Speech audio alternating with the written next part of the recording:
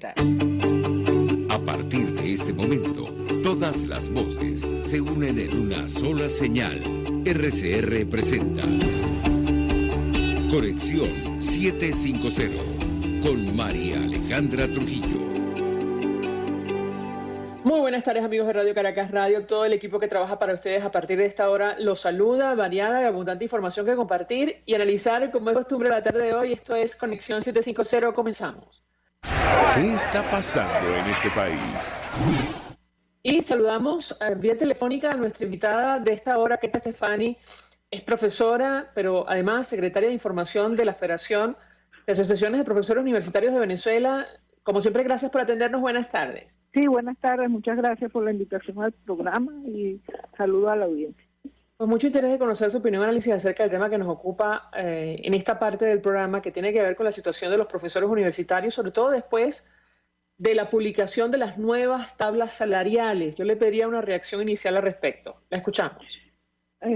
Después del anuncio del salario mínimo, se esperaba el anuncio, por supuesto, de las tablas salariales, porque las tablas se vienen ajustando a partir del salario mínimo. Es decir, la tabla universitaria está construida a partir del salario mínimo, que es el salario del obrero 1, y a partir de ahí, con la interescala, se construye la tabla.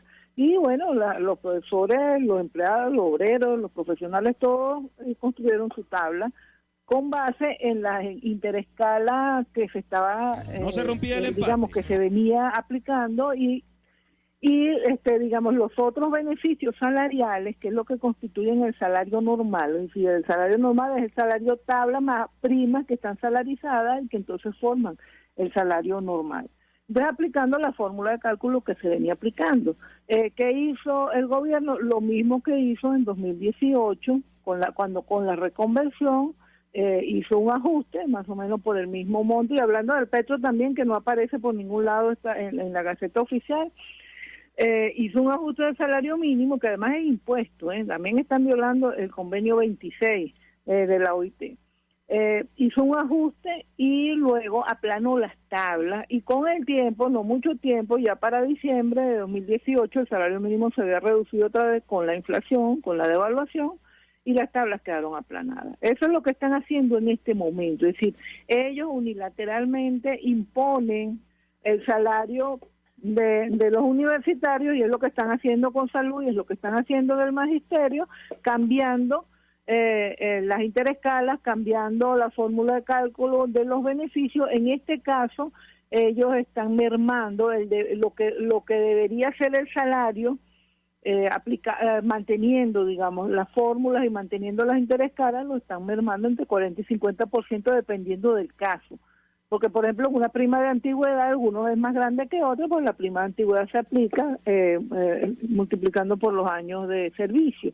Y con la prima de antigüedad hay una cosa adicional, es una de las primas que ellos modifican, pero además le ponen un techo.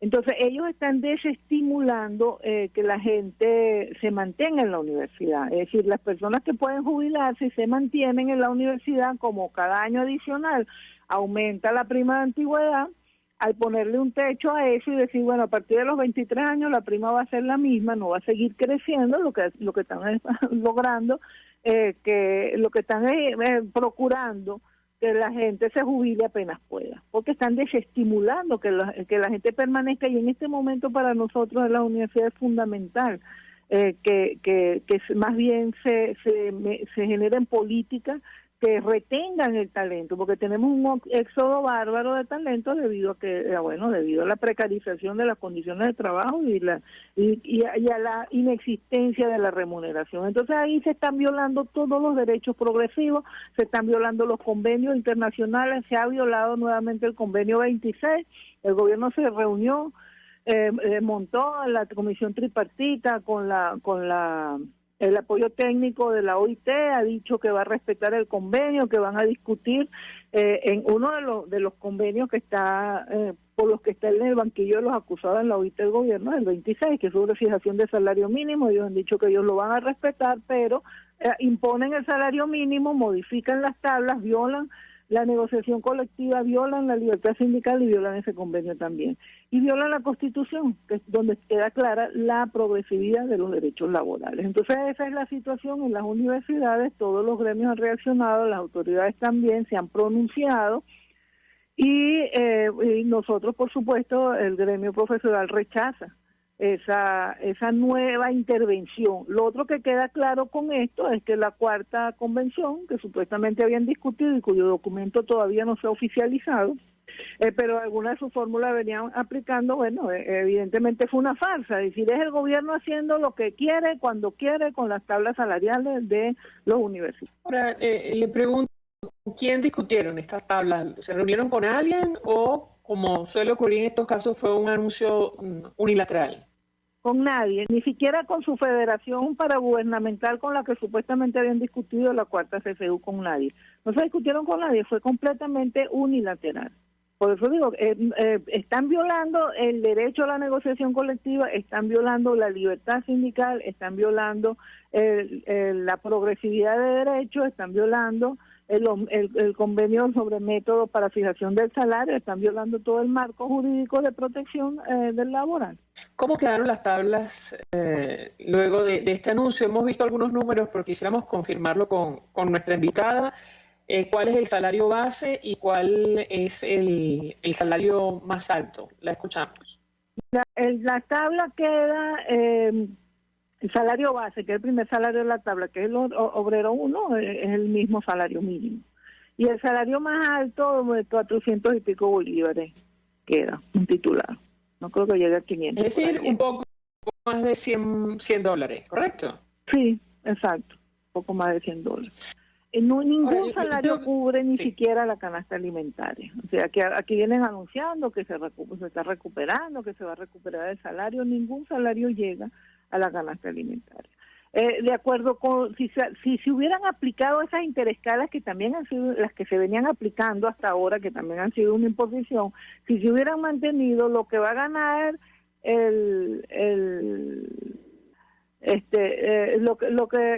lo que está ganando el instructor debería, lo que va a ganar el titular es lo que debería ganar el instructor, por ponerte un ejemplo. Es decir, ellos absolutamente bajaron la tabla como en un 40-50% de lo que debería ser su valor real. Entonces tú tienes esos beneficios, tú tienes esas interescalas, ¿qué es lo que están haciendo en pocas palabras?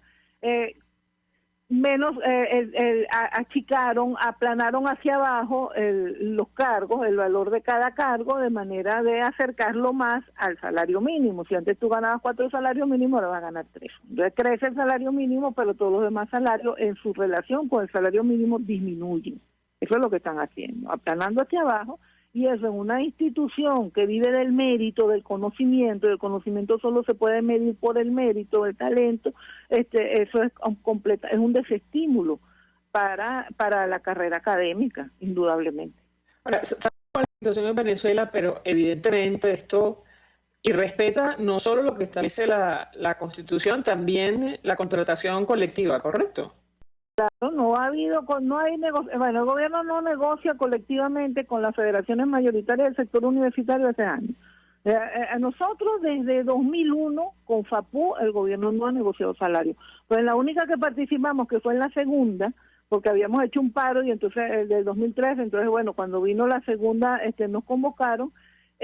Cuando se llegó al tema del salario, impusieron el salario, se reunieron aparte con las otras federaciones, impusieron un salario que era un salario lamentable, y de ahí ha seguido hacia abajo. Y si usted ve el salario el gráfico del salario real de los universitarios, ha venido en descenso, en picada de 2001 a esta parte. Por eso es que FAPU ha reivindicado siempre que aquí se debe aplicar el salario de 2001, las interescalas de 2001.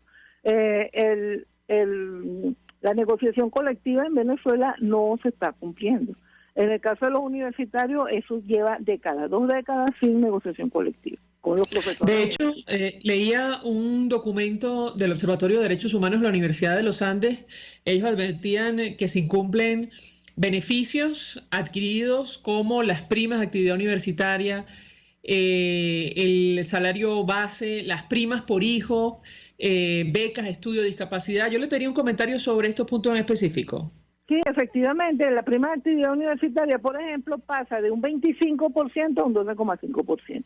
La prima familiar pasa de 40% a 10%. La prima de antigüedad la redujeron hasta el 30% y, como te dije, le pusieron un techo. La prima de doctorado la redujeron de 60% a 40%. La de maestría a 35%. Y así, pues, fueron reduciendo. Los bonos de estabilización y de alimentación y transporte dijeron que lo habían salarizado. Ese es otro asunto. No, es que esos bonos se salarizaron, bueno, pero en la instructiva no aparecen.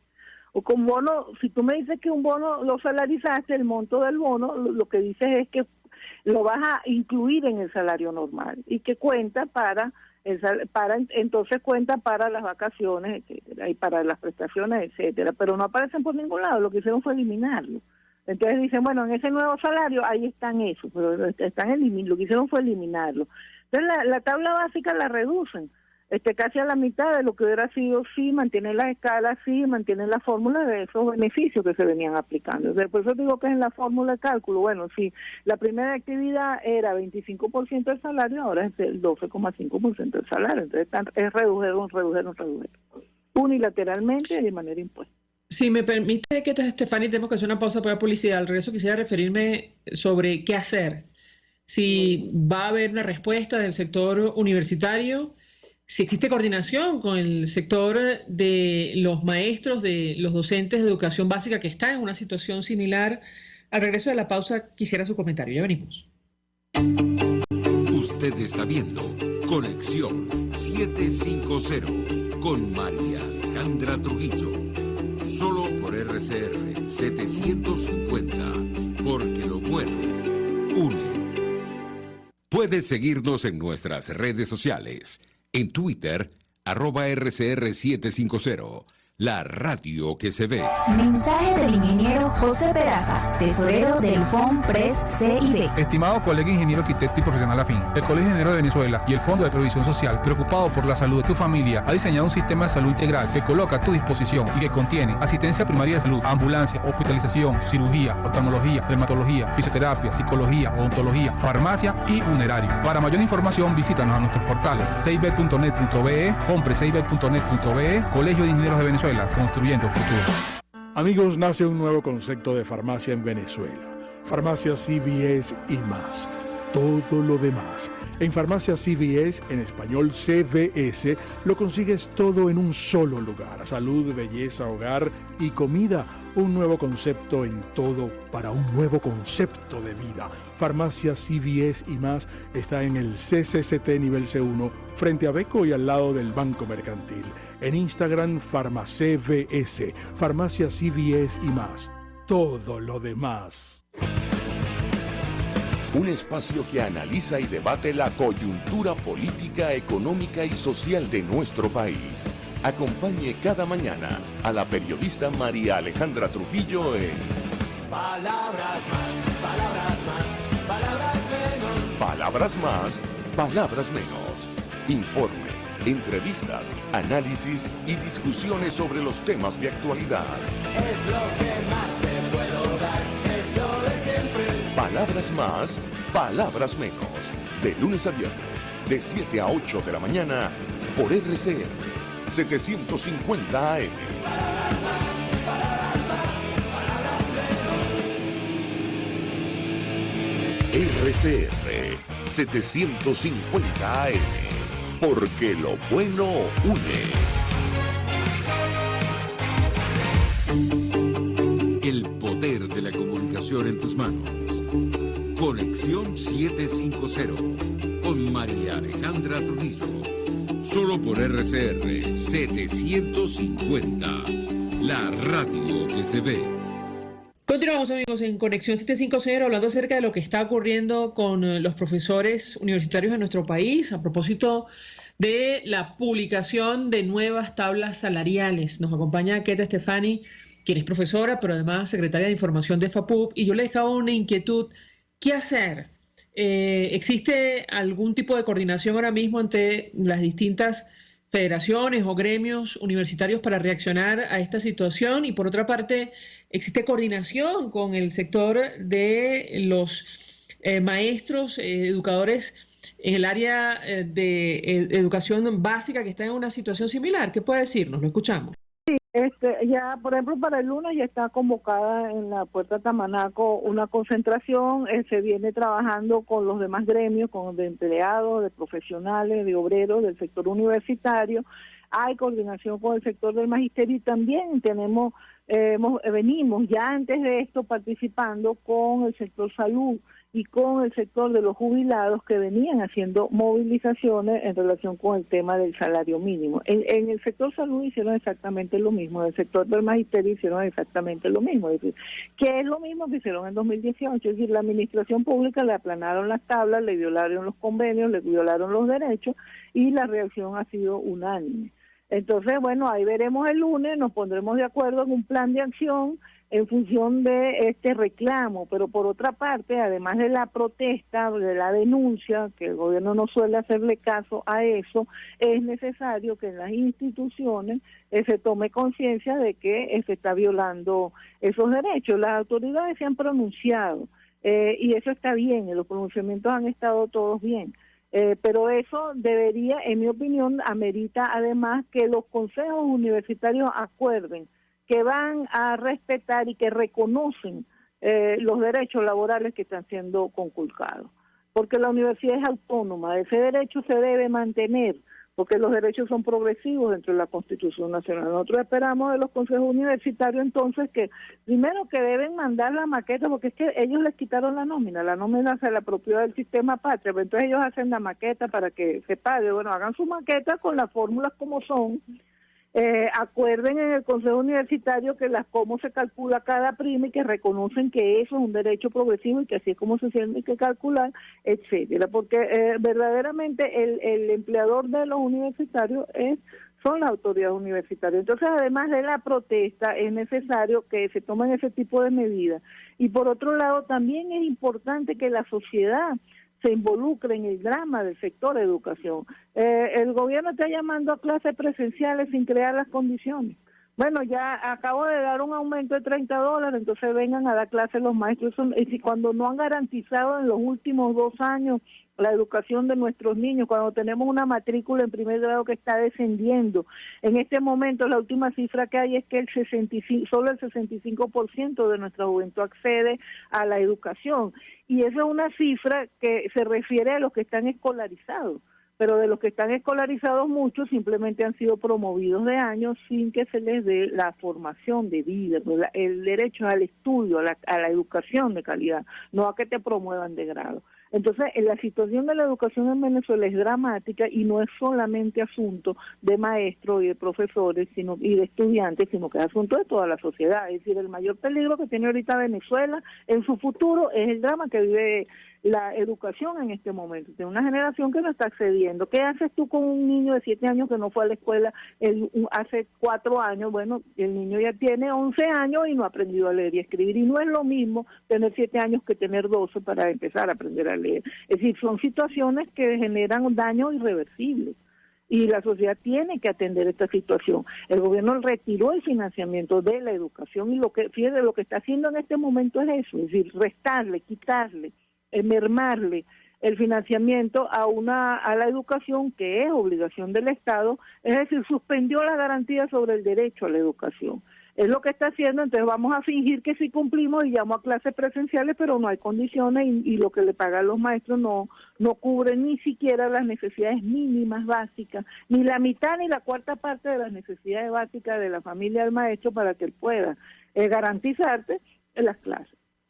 Es una apariencia de atención donde lo que se tiene que hacer es terminar de entender que eso es un aspecto prioritario de la vida de la sociedad, tal como lo dice la Constitución. Es uno de los ejes, el otro es el trabajo, sobre los cuales descansa la sociedad y que el Estado simplemente, tanto al trabajo como a la educación, le ha restado importancia. Bueno, le pregunto, las universidades y sobre todo la Universidad Central están listas para recibir a los alumnos al 100%, como lo ha anunciado Nicolás Maduro? ¿Qué puede decirnos? Le escuchamos. No hay. Hay alguna, desde el punto de vista de la infraestructura, puede que en algunos casos, en algunas facultades y en otras no. Y desde el punto de vista de la remuneración, no lo están porque no están remunerando el trabajo académico y no están remunerando el trabajo de nadie. Porque no, lo que se percibe en este momento no se puede llamar salario. Y lo que hay ahí es un voluntariado, ¿no está claro? Entonces, no. El tema del transporte no está resuelto para volver. El tema del transporte, no solo de profesores, de todos los trabajadores no está resuelto. Es decir, tú tienes un salario que no te cubre lo que tú tienes que gastar para asistir a la universidad a dar las clases y para los insumos que requieres para dar la clase. Y entonces eso viene funcionando con recursos propios. Es decir, es un fenómeno. El fenómeno es que uno con sus megas da las clases y uno con otros recursos, entonces toda la gente tiene que tener otros trabajos, otros ingresos para con eso subsidiar a la educación que está brindando. Es una situación insostenible, entonces no. Mientras no se resuelva el tema del salario, el tema de la seguridad social, no estamos diciendo que tiene que ser perfecto, pero tiene que ser materialmente posible que una gente con el ingreso pueda ir a dar una clase o pueda ir a hacer su trabajo como profesional, como obrero, el trabajo que corresponda.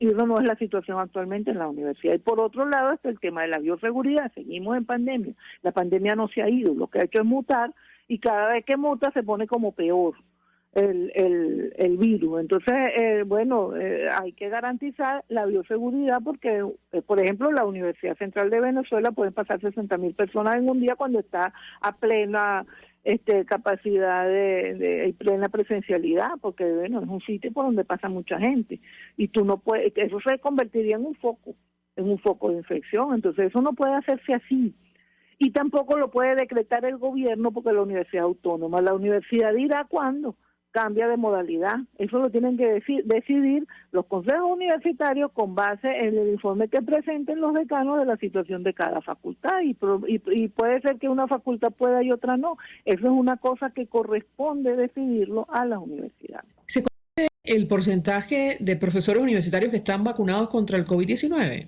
No, pero debe ser similar al de la población en general. Los profesores se han ido a vacunar. Yo pienso que la mayoría de los profesores universitarios están vacunados, porque es un tema de conciencia. Y los profesores saben, entienden y practican eso. Los profesores han ido a vacunarse. Pero la vacuna, como sabemos, no impide que te enfermes. Simplemente permite que si te enfermas, sea menos fuerte, corras menos peligro de muerte. Sin embargo, hay que evitar infectarse, hay que evitar contagiarse.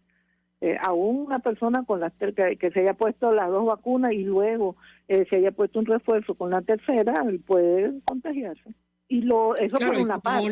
Y por otra parte, con el muchachero en clase, esos muchachos después se van a sus casas con sus abuelos, con la gente que esté enferma y no sé qué. En fin, tú tienes que frenar las posibilidades de contagio. Con esta enfermedad es fundamental la vacuna para proteger la vida, pero es esencial mantener la medida de bioseguridad. Y además, como creo usted lo comentó en este espacio en alguna oportunidad, buena parte de los profesores universitarios son adultos mayores, ¿correcto? Así es. Es una población añosa, así, la media de edad es de más de 60 años. Y fíjate que por eso también es sumamente grave que estén desestimulando que la gente permanezca. Es decir, están estimulando que los profesores se jubilen, porque le está mermando la antigüedad, deja de contar la antigüedad. Una prima de antigüedad, ¿qué es lo que premia una prima de antigüedad? La permanencia. Es para eso, ese es el sentido de esa prima. Eso no es que tiene un nombre y vale un tanto. Eso es lo que hace es premiar la permanencia. Y en el caso de un tipo de trabajo como el trabajo académico es fundamental, porque mientras más experiencia y más conocimiento va acumulando el profesor, mejor para la universidad y mejor para sus estudiantes. Un millón de gracias por atendernos, acompañarnos estos minutos, profesora universitaria, pero además secretaria de Información de la Federación de Asociaciones de Profesores Universitarios de Venezuela, expresando opinión y análisis acerca del tema que hemos debatido en esta parte del programa, que tiene que ver con el anuncio de las nuevas tablas salariales y esto de cara, por cierto, al reinicio de clases presenciales en nuestro país. Vamos a la pausa. A regreso venimos con más. Estás en sintonía de Conexión 750 con María Alejandra Trujillo. Solo por RCR 750. Porque lo bueno une. Sintonícenos a través de Periscope, @RCR750. La radio que se ve. Mensaje del ingeniero José Peraza, tesorero del FONPRES CIB. Estimado colega ingeniero arquitecto y profesional afín, el Colegio de Ingenieros de Venezuela y el Fondo de Previsión Social, preocupado por la salud de tu familia, ha diseñado un sistema de salud integral que coloca a tu disposición y que contiene asistencia primaria de salud, ambulancia, hospitalización, cirugía, oftalmología, dermatología, fisioterapia, psicología, odontología, farmacia y funerario. Para mayor información, visítanos a nuestros portales cib.net.be, fonprescib.net.be, Colegio de Ingenieros de Venezuela, construyendo futuro. El que sabe de sabor sabe de saber que Del Corso es la clásica pastelería italiana de Caracas. Qué ricos sus dulces típicos tradicionales, como los auténticos cannoli, la sfogliatella o la cola de langosta, no tienen comparación. La pasta seca de almendras y chocolate o su gran variedad de tortas, cumpleaños, bodas, bautizos o comuniones, reuniones familiares o eventos corporativos. Teléfonos 0212-941-1971. Pastelería Del Corso, la pastelería italiana por tradición y excelencia. En este espacio nos encargaremos de llegar al conocimiento mediante la observación de la posición de los astros y las características comunes de muchas personas con fechas de nacimiento. Esa energía también nos involucra a cada uno de los signos. Guía astrológica. Descubra la relación de los astros con los rasgos de la personalidad, con los sucesos importantes de su vida y con sus características físicas. También van a buscar nuevas formas de crecer, contactarse con el arte, con la belleza. Guía astrológica, todos los sábados, a partir de las 3 de la tarde, por RCR 750 AM.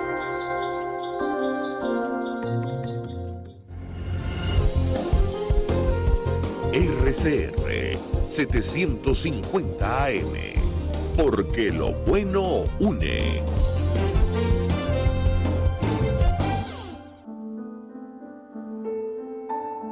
La Academia de Ciencias Físicas, Matemáticas y Naturales presenta El progreso tiene su ciencia. Hoy presentamos los escorpiones venezolanos y su particular veneno. Una gota de su secreción sería suficiente para matar a un hombre en pocas horas.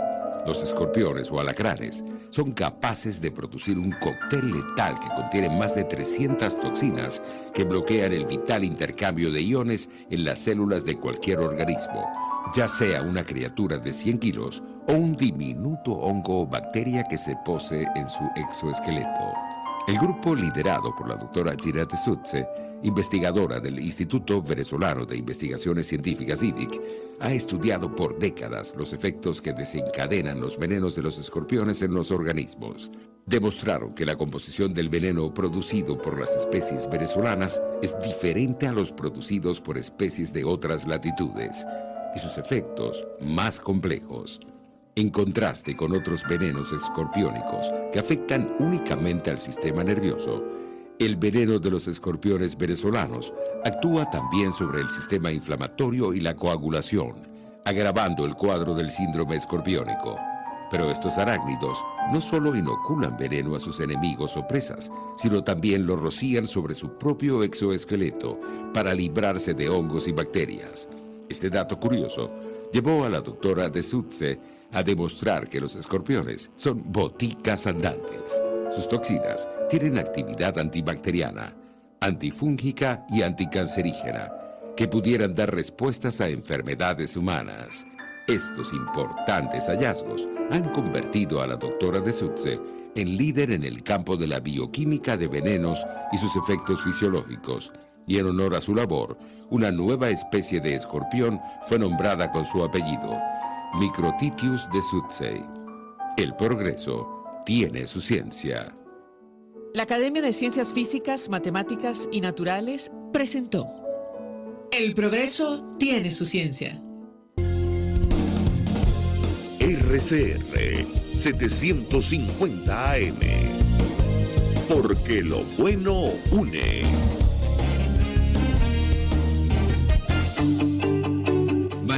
Alejandra Trujillo te acompaña en Conexión 750. Solo en RCR 750. La radio que se ve. Claro y raspado. Continuamos, amigos. Conexión 750 y en esta parte del programa saludamos a nuestra siguiente invitada. Se trata de Sari Levy, presidenta de la Academia Nacional de Ciencias Económicas. Gracias por atendernos. Muy buenas tardes. Un saludo, María Alejandra, y naturalmente a toda tu audiencia. Mucho interés de conversar con usted acerca del tema que nos ocupa. Tiene que ver con el telón de fondo de la crisis, la situación económica. Y a la luz de lo que ha ocurrido en las últimas horas, yo iniciaría conversación preguntándole qué impacto va a tener para las finanzas públicas la reciente decisión del Centro Internacional de Arreglo de Diferencias Relativas a Inversiones, el CIADI, a favor de Agroisleña, obligando a pagar al Estado venezolano más de 1.600 millones de dólares luego de la confiscación durante la época del expresidente Chávez. La escuchamos, profesora. Todos recordamos esta etapa en la cual activo que se pasaba por delante del expresidente, pues terminaba simple y llanamente en manos de lo público, en algunos casos pasando por un proceso de confiscación simplemente, otros sí, un proceso un poquito más legal, pero eso llevó a la pérdida de la capacidad productiva nacional de una forma increíble, además de que debilitó totalmente la institucionalidad de la propiedad privada y además quedó en evidencia la debilidad del Estado de Derecho.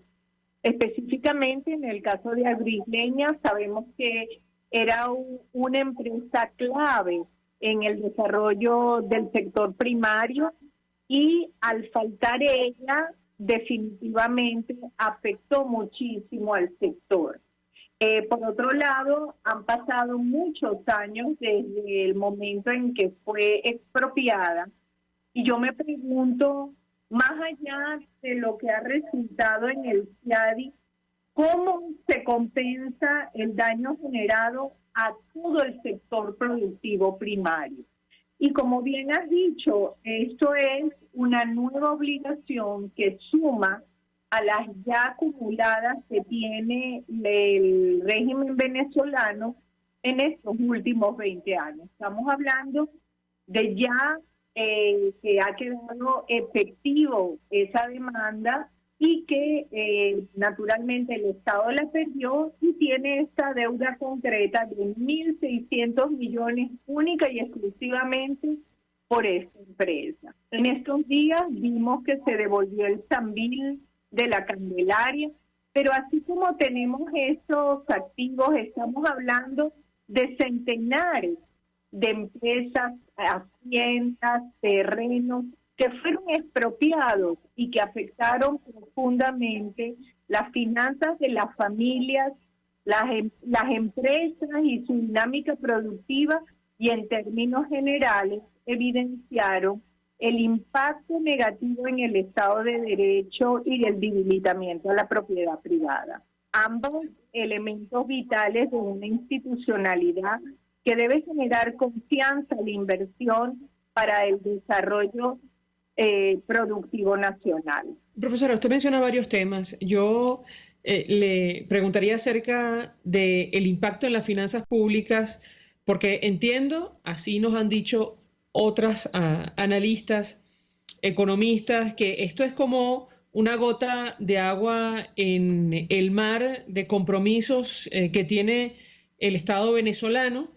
La deuda acumulada, según algunos datos independientes, podría sobrepasar los 140.000 millones de dólares, incluyendo los juicios por arbitraje. Yo le pediría un comentario acerca de este tema, cómo afrontar una situación de esta naturaleza. La escuchamos. Bueno, nada más que la deuda consolidada por concepto de procesos de arbitraje supera los 30.000 millones de dólares. Y efectivamente, como ha señalado, si incluimos la otra deuda, bonos y una cantidad de elementos que tiene acumulado el sector público, pues se monta en los 140 y quién sabe si más, porque la deuda consolidada por arbitraje siempre es aproximada.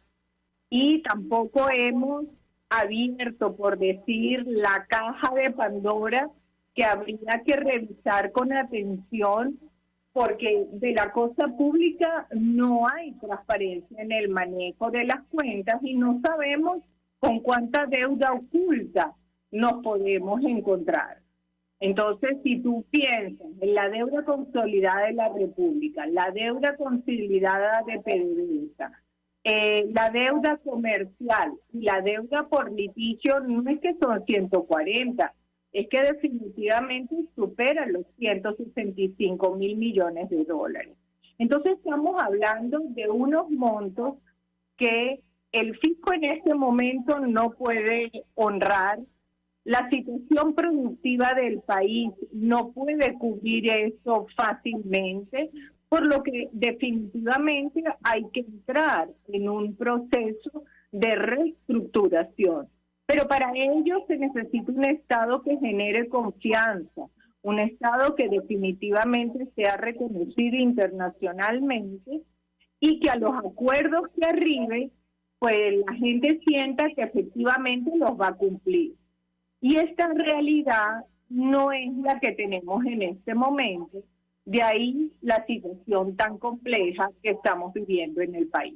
Ahora, profesora, para que la audiencia se haga una idea, ¿qué porcentaje de esta deuda acumulada adquirió el Estado durante la época del chavismo? Porque esto ocurrió en buena medida en momentos en los cuales Venezuela atravesó por un boom petrolero. ¿Qué puede decirnos? La escuchamos. Bueno, es que digamos, lo profundamente grave es que el país se endeuda profundamente en estos 160 y tantos mil millones de dólares, justamente en el momento en el que recibía la mayor cantidad de ingresos por el tiempo más prolongado que Venezuela ha tenido un boom.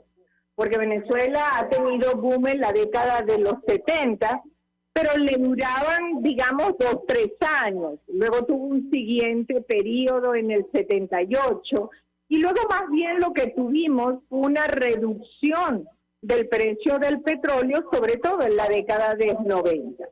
Pero entre el 2004 y el 2014, los precios petroleros no solamente estaban elevados, sino que las ventas que por ese concepto se realizaban eran importantísimas.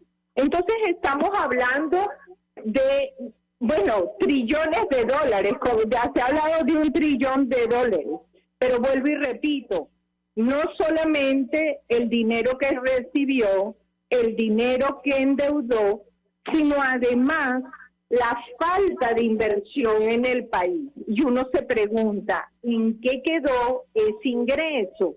¿A dónde fue ese gasto?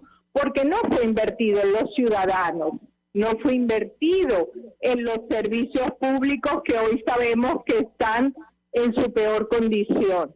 Entonces, de ahí es que se habla del robo más grande que ha podido sufrir sociedad alguna en un periodo de tanta abundancia. Si me permite, profesora, tenemos una pausa para publicidad. Al regreso quisiera someter a su consideración lo que hemos escuchado esta semana, no solo en el marco de la presentación de la denominada Memoria y Cuenta ante la Asamblea Nacional Oficialista, también las declaraciones que ofreció recientemente Nicolás Maduro, quien, por cierto, reclamó para sí el Premio Nobel de Economía, entendemos con gran ironía o cinismo, como nos han dicho otros invitados. Le ruego permanezca unos minutos más. Al regreso quisiera su comentario. Ya venimos. Escuchamos Conexión 750, solo por RCR 750, la radio que se ve. Puedes seguirnos en nuestras redes sociales. En Twitter, @RCR750, la radio que se ve. Mensaje del ingeniero José Peraza, tesorero del FONPRES CIB. Estimado colega ingeniero arquitecto y profesional afín, el Colegio de Ingenieros de Venezuela y el Fondo de Previsión Social, preocupado por la salud de tu familia, ha diseñado un sistema de salud integral que coloca a tu disposición y que contiene asistencia primaria de salud, ambulancia, hospitalización, cirugía, oftalmología, dermatología, fisioterapia, psicología, odontología, farmacia y funerario. Para mayor información, visítanos a nuestros portales cib.net.be, fonprescib.net.be, Colegio de Ingenieros de Venezuela, construyendo futuro. Cuando hablamos de Honda, hablamos de Distasi Motors, el concesionario Honda que pica adelante en precios, condiciones y servicio. Todo el personal de Distasi Motors, tanto técnico como de atención, está actualizado, capacitado y certificado permanentemente para atender correctamente tu vehículo. www.distasi-honda.com.ve. Distasi Motors, tu concesionario Honda en Los Palos Grandes.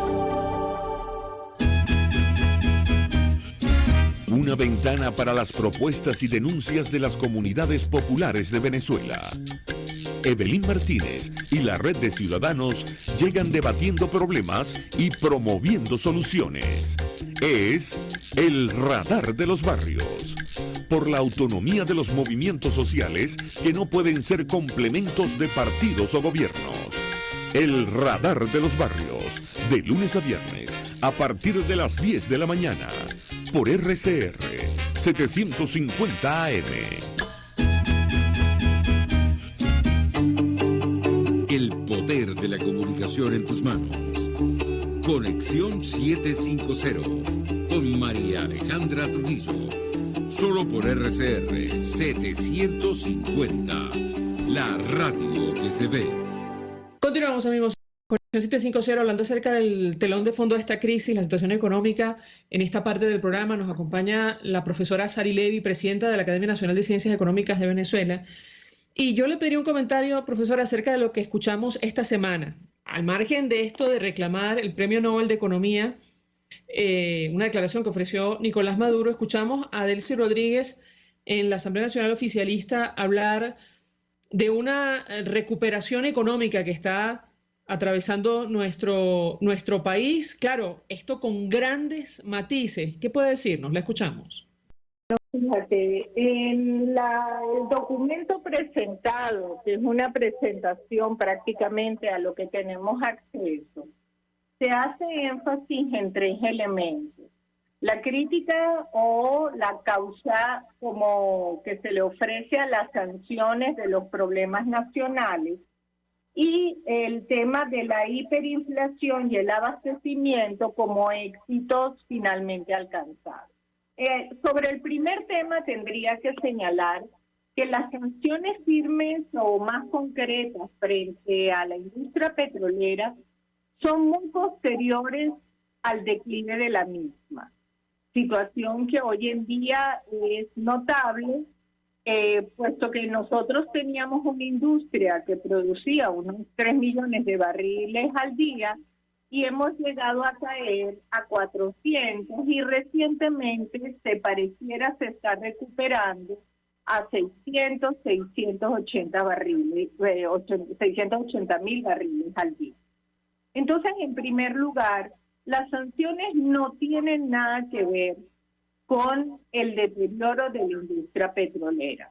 Eso tiene que ver con la expulsión del personal capacitado, el manejo inapropiado de la misma, la dilapidación de fondos que ella generó, etcétera. Y todo eso, mejor dicho, los otros elementos que, como te digo, se mencionaban, tenían que ver con que había sido superada la hiperinflación y el desabastecimiento.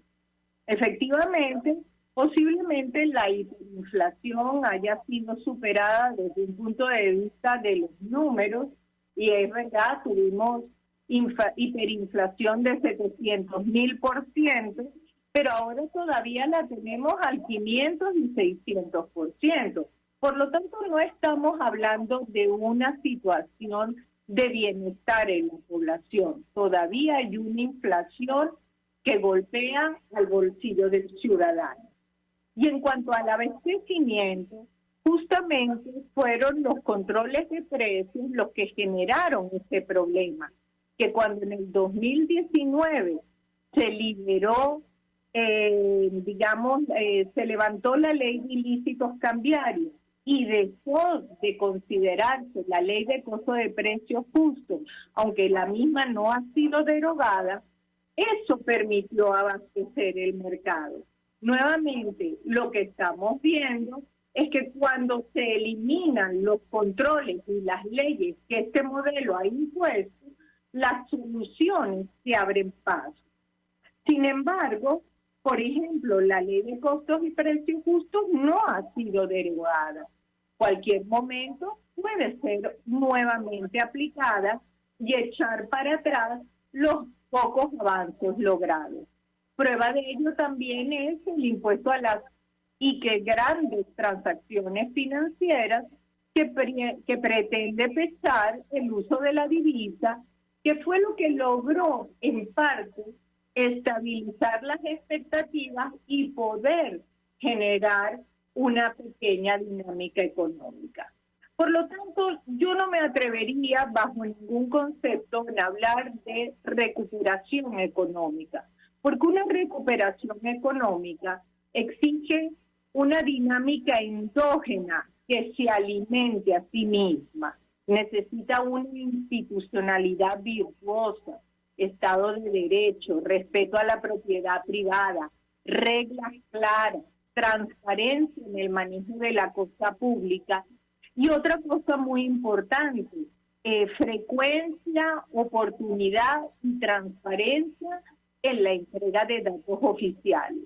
Nosotros no tenemos una encuesta industrial desde el año 2007.